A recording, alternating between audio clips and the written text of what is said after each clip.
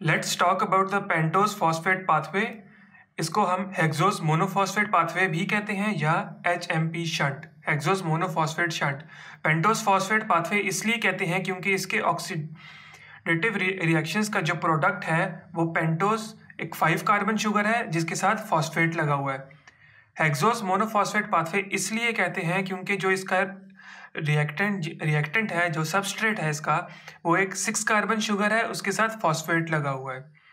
HMP shunt को हम आगे जाके डिस्क्राइब करते हैं क्योंकि इसे शंट क्यों कहते हैं।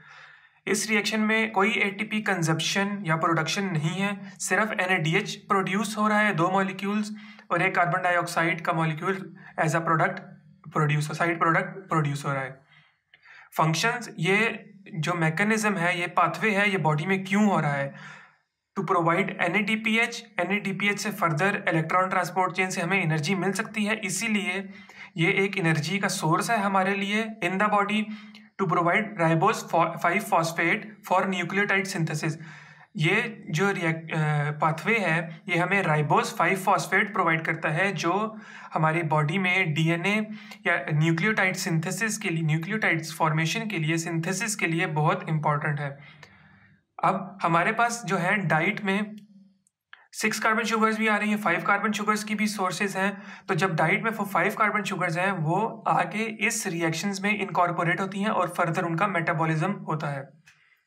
लोकेशन, ये पेंटोज फॉस्फेट पाथवे कहाँ पर हो रहा है? In the liver, adipose tissue, RBCs में जो ग्लूटाथायोन है उसको रिड्यूस रखने के लिए NADPH चाहिए होता है, जो पेंटोज फॉस्फेट पाथवे से आता है।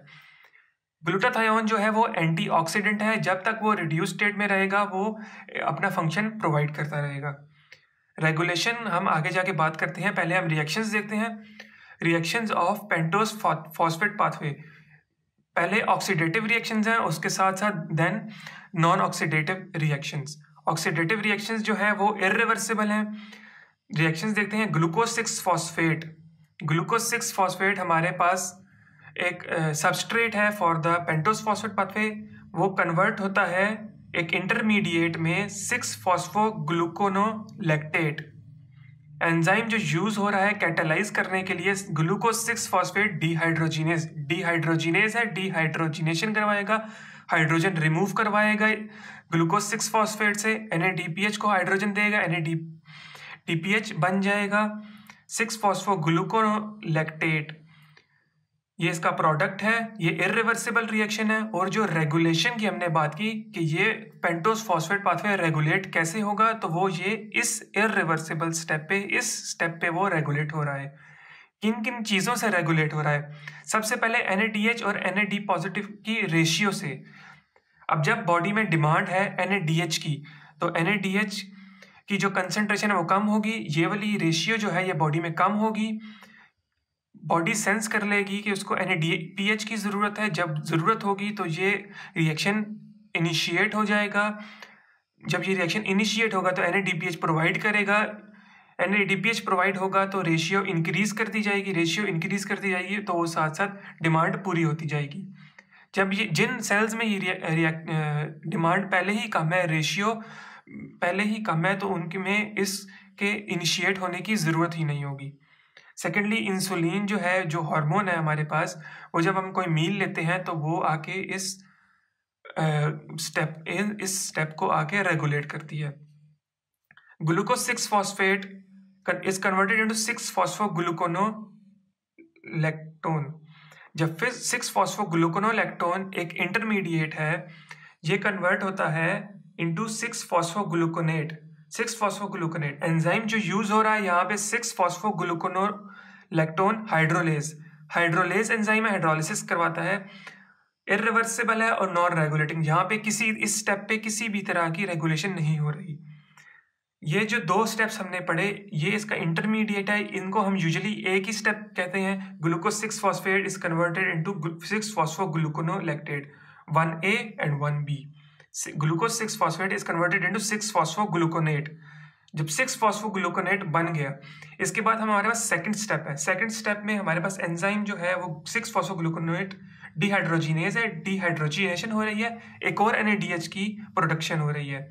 एक ऊपर बन गया, एक नीचे बनेगा। सेकंड स्टेप में NADP positive is converted into NADPH, और जो हमारे पास प्रोडक्ट बन जाएगा इस डिहाइड्रोजिनेशन से वो है राइबुलोज 5 फॉस्फेट। अब ये जो स्टेप है यहाँ पे ऑक्सीडेटिव डीकार्बोक्सिलेशन हो रही है, मतलब एक कार्बन डाइऑक्साइड मॉलिक्यूल प्रोड्यूस हो रहा है। डीकार्बोक्सिलेशन इस सबस्ट्रेट से एक कार्बन डाइऑक्साइड मॉलिक्यूल प्रोड्यूस हो रहा है, तो इसका एक कार्बन कम हो जाएगा। ये 6 कार्बन कंपाउंड है तो वो 5 कार्बन कंपाउंड में कन्वर्ट हो गया, क्योंकि यहाँ से एक कार्बन डाइऑक्साइड के फॉर्म में रिलीज हो गया। अब हमारे पास नॉन ऑक्सीडेटिव रिवर्सिबल रिएक्शंस आते हैं। पहले ऑक्सीडेशन हो गई हमारे सबस्ट्रेट की, फिर हमारे पास नॉन ऑक्सीडेटिव रिएक्शंस आते हैं।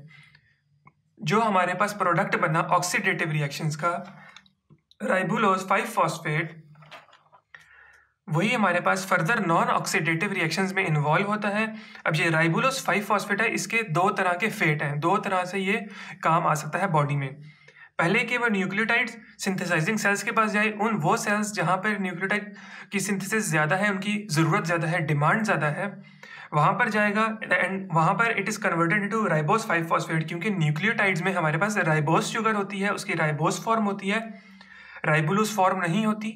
राइबोज फॉर्म होती है न्यूक्लियोटाइड्स में, तो उसको सिंथेसाइज करने की ज़रूरत है, तो वहाँ पे वो राइबुलोज 5 फॉस्फेट से राइबोज 5 फॉस्फेट बनाएंगे और वहाँ से हमारे पास न्यूक्लियोटाइड्स के लिए हमारे पास शुगर आ जाएगी। दूसरा जो हमारा फेट है इस राइबुलोज 5 फॉस्फेट का, वो है उसमें उस मॉलिक्यूल से हमने NADPH तो बना लिया, हमने एनर्जी ले ली उस मॉलिक्यूल से। अब उसको रिसाइकल भी तो कर सकते हैं, इंटरमीडिएट्स ऑफ ग्लाइकोलिसिस। ये जो है वो डायरेक्ट जाएगा ग्लाइकोलिसिस के जो स्टेप्स हैं उनके इंटरमीडिएट्स हैं, वह उनके इंटरमीडिएट्स में इंटर कन्वर्ट होगा। जब वो इंटर कन्वर्ट हो जाएगा तो वो इंटर कन्वर्ट होगा इनटू फ्रुक्टोज 6 फॉस्फेट और ग्लिसरॉल्डिहाइड 3 फॉस्फेट। ये दोनों ग्लाइकोलिसिस के स्टेप में इन्वॉल्व होते हैं, तो ये उस स्टेप में जाके उसको इंटर रिलेट करेगा। तो इस तरह फर्दर इन मॉलिक्यूल से भी हमारे पास एनर्जी प्रोड्यूस हो जाएगी थ्रू ग्लाइकोलिसिस। 2 एंजाइम्स की बात की गई है, ट्रांसएल्डोलेज एंड ट्रांसकीटोलेज। ट्रांसएल्डोलेज जो है वो 3 कार्बन यूनिट्स में ट्रांसफर करता है हमारे सबस्ट्रेट को, और जो ट्रांसकीटोलेज है वो 2 कार्बन यूनिट्स जो है वो ट्रांसफर करता है सबस्ट्रेट से। अब वही हमने बात की कि इसका फेट क्या है, वो हमारी डिमांड के ऊपर डिपेंड करता है। जो अगर हमारे पास न्यूक्लियोटाइड की डिमांड है, न्यूक्लियोटाइड सिंथेसाइज हो जाएंगे। अगर हमारे पास एनर्जी की डिमांड है तो वो ग्लाइकोलिसिस में चला जाएगा हमारा राइबुलोज 5 फॉस्फेट। अब शुरू में हमने हेक्सोज मोनोफॉस्फेट शंट कहा इसी पेंटोज फॉस्फेट पाथवे को। वो क्यों कहा? शंट का मतलब होता है एक बाईपास। ये जो पेंटोज फॉस्फेट पाथवे है ये हमें एक बाईपास प्रोवाइड कर रहा है फॉर द ग्लाइकोलिसिस, ताकि उस मॉलिक्यूल से ज़्यादा एनर्जी ऑब्टेन हो सके।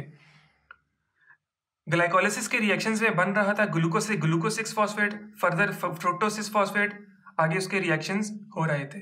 अब ये ग्लूकोज 6 फॉस्फेट जो हमारे पास पेंटोज फॉस्फेट पाथवे का रिएक्टेंट था, तो ये हमारे पास आया ग्लाइकोलिसिस से, एक बाईपास हो गया रिएक्शन, 6 फॉस्फोग्लूकोनेट से राइबुलोज 5 फॉस्फेट बना। अब जो राइबुलोज 5 फॉस्फेट है वो दोबारा कन्वर्ट हो गया फ्रुक्टोज 6 फॉस्फेट में या ग्लिसरॉल्डिहाइड या डाइहाइड्रोक्सी एसीटोन फॉस्फेट में। तो ये एक बाईपास रिएक्शन हो गया टू प्रोवाइड मोर NADPH, ताकि हमारी जो बॉडी की NADPH की डिमांड है वो मीट हो सके। इसीलिए हम इसको कहते हैं हेक्सोज मोनोफॉस्फेट शंट, क्योंकि ये एक बाईपास प्रोवाइड कर रहा है जिससे हम NADPH मॉलिक्यूल्स ऑब्टेन कर सकते हैं।